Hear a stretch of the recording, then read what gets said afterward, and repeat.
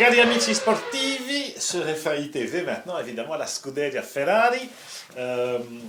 Voilà, c'est évidemment, on parlait hier de Red Bull Racing, une équipe peut-être pas très populaire. La Scuderia, c'est la plus populaire, évidemment, avec son histoire, sa légitimité et tout l'enthousiasme que cela engendre auprès des tifosi.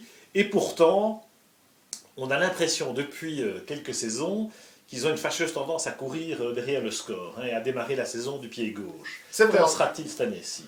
On a l'impression, c'est vrai, qu'ils sont tout le temps un train en retard au niveau du développement, certainement par rapport à Red Bull, aussi par rapport à McLaren.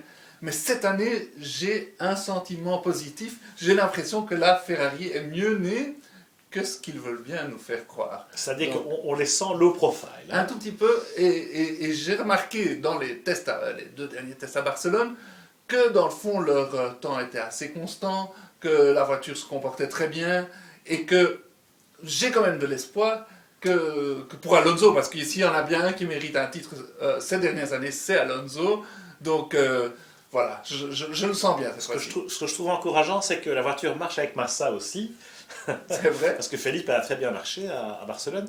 Et alors c'est vrai qu'ils ont tendance chez Ferrari pour l'instant à pas trop la ramener, à jouer la carte de l'humilité, mais on les sent quand même soulagés, on va dire, du fait que ils ont démarré du pied gauche les 2 saisons précédentes.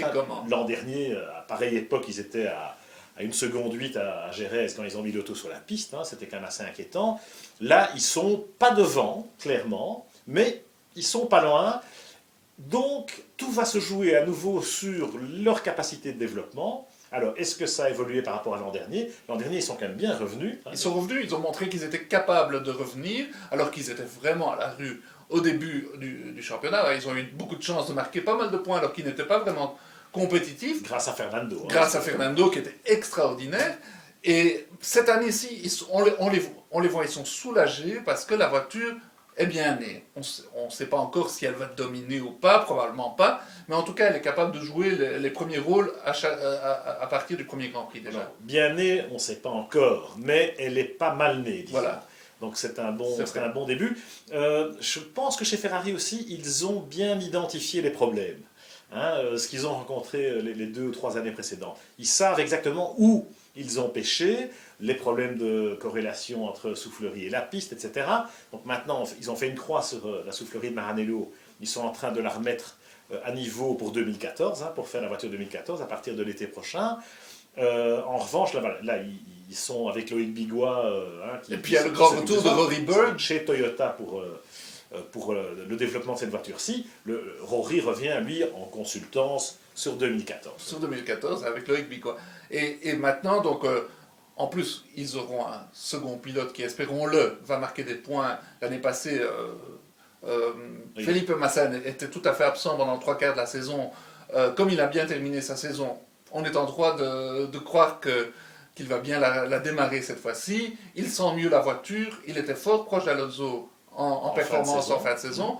Donc, s'il peut aider Alonso, ça sera un atout pour la Scuderia, qui mérite quand même un titre, après lequel il court depuis quand même longtemps. Depuis Jean Todt, Rosberg, Schumacher. C'est vrai que la Dream Team... Bon, il y a eu un titre avec Raikkonen, un peu chanceux, mais c'est vrai. C'était encore Todt. C'est vrai.